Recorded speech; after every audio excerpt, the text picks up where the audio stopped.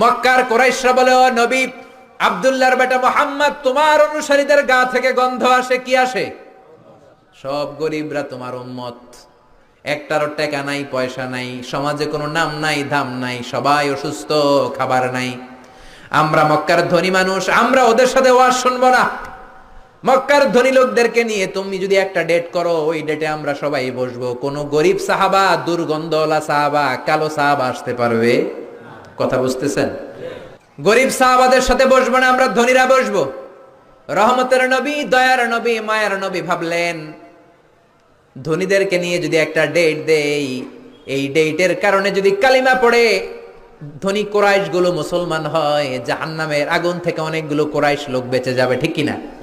এই চিন্তা করে গরিব সাহাবীদেরকে বললেন, খবরদার ওই দিন আসবা না, ওই দিন আমার ঘরে কেউ ঢুকবা না। ও বেলাল, তোমার গায়ের রং কালো, তুমিও ঢুকবা না। যাদের ভালো জামা নাই কেউ আসবা না। আজকে দিনটা ধনীদের দিন। কাদের দিন?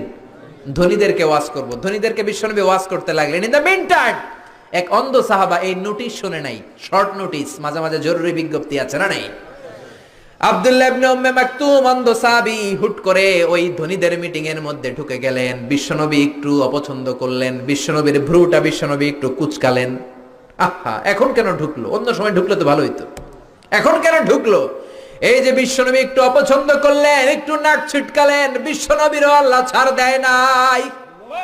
বিশ্বনবীরে ধমক দিয়ে, বিশ্বনবীকে সাবধান করে দিয়ে ওই সাহাবীর সম্মানে রব্বুল আলামিন একটা সূরা নাজিল করলেন।